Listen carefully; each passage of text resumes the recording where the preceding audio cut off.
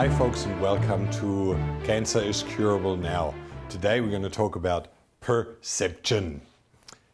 Those of you who have listened to the Healing Cancer World Summit last night and have listened to Dr. Concales and Gerson have probably realized that there is some discrepancies in some of the opinions on what's good and what's not. And I don't want to judge any of that. I just wanted to give you a little bit of an insight how those perceptions come forth, where they come from, and actually why they are seen, from different angles. Like when you look at this little image here behind me, my fish swimming in a bowl of red water and looking out into this world, and through that red, this fish sees the world as very dangerous, as something very difficult. Well, then that's the case because there is in that water that tint, that color, that memory, that emotional charge, which is stored in there, and everything the fish sees comes filtered through that. And when you put on glasses which have a red color, you will realize them for a very short while as, the world is red. And then after half an hour, you don't realize. And when you take off the glasses, you go like, whoa, wow, that's how it looks like. Which means your mind says the way you see the world is normal. That's correct. That's how it is. And that's how we all see it. We all swim in our subconscious mind. And that's how you can see it. This is your soul. This is all the sum of your memories. This is who you are. This is your aura, through which you see the world. Everything that is outside that you perceive comes through this filter of your memories, of your subconscious storage. Well, and once it comes in, it's immediately compared with what's stored in that subconscious mind with certain kinds of memories, and that will then lead to judgment, and you will call exercise good or you will call it bad. And it's pretty simple. When you grow up in a certain environment and you learn something over and over again, and it's said, well, you shouldn't do, if you're sick, you need to be calm and quiet and lay in bed so that your body has energy to heal, like Charlotte was putting it. Well, then that's correct, and that's your version of the truth. And if you then work with a lot of cancer patients which are in final and terminal condition, where the disease is really a handicap to do the exercise, well, then that's perfectly correct.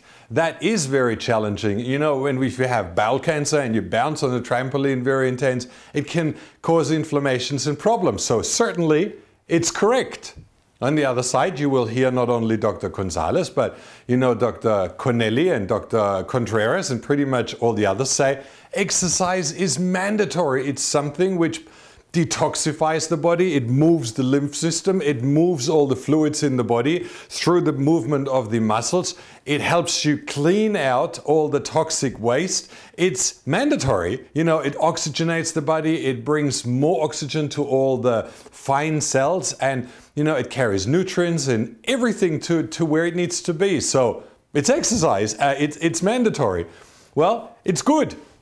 And on the other side, it's bad. Would you believe that it's both? Well, that's what I would like to visualize you with those three curves.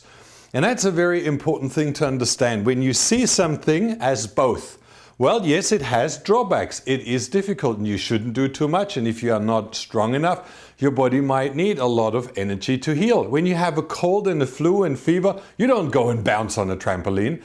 You give your body a rest to actually overcome the disease because it's already fighting and working and hard repairing. So in case of that, it's true. So you shouldn't do it. But on the other side, once you have the energy and you want more and better sleep and you want your body to detoxify, it's very healthy. So it just depends in which condition and what fits to you. And this is where I always believe emotional intelligence comes in. I'm not taking that and then just because Charlotte said it, that's my truth. Well, if it doesn't fit to you, it's not. And on the other side, if you are in a very, very diseased state and someone says exercise is mandatory and it's really important, well, you shouldn't bounce on a trampoline for an hour, exhaust your whole body and it breaks down. So both of them are true and necessary and for you to consider against your own problems, against your own situation. And that's where, I really have the problem with what we've experienced on our journey. There is so many very strong opinions. Like if you come and you say, well, it's bad, exercise is bad, or proteins are bad, or this is bad, then that's an isolated viewpoint. Because, there is some patients who are so thin, they're so struggling to keep on weight and energy, they might need some. And if their whole hereditary issue is, like protein, and they've been growing up, like Eskimos eat nothing but that, and they're very healthy.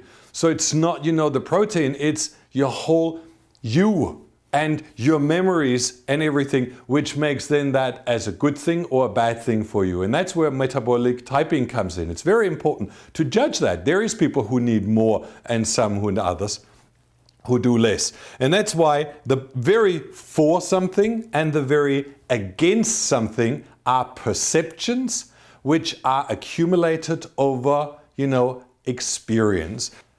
And now let's come to the theme of collecting evidence. It's a very important thing. When you have a certain opinion about something, then you see that over and over confirmed. You read it in newspapers, you read it everywhere. And it's a very simple thing. Let's just say I walk with my wife through the shopping mall.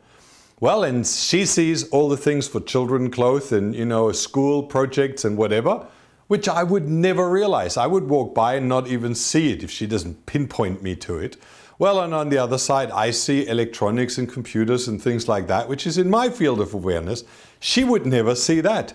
And it's exactly the same way. As we started to develop a certain imbalance, we have an opinion in one side. We tend to not look at the other side. We don't look at the other evidence. And you can play this game in every form. Take it into chemotherapy. Is chemotherapy only bad? No, there is certain things that can be done. Certain cancers are very well responding to it. There is a form of using it in low dose and metronomic form, or you use it with hypothermia, or you use it with hyperbaric chamber, and you bring it to a very low form, very low concentration, and have huge success rates. So it can actually be used quite intelligently. So it's not bad. There is plenty of ways to use it, and it has reduced a lot of questions, like how to kill cancer effectively if you have to, and then you start the repair mechanism. Well, on the other side, if you look at the negative side, yeah, certainly it kills your immune system, it kills you, it fills you with toxins, it actually causes cancer. It creates mutations of your cancer cells, which then can't be treated anymore. Negative and positive always comes together, and if you want to find your way through, you need to listen to all those interviews very clearly and then see which ones actually fit to you so that you can make your own informed decision.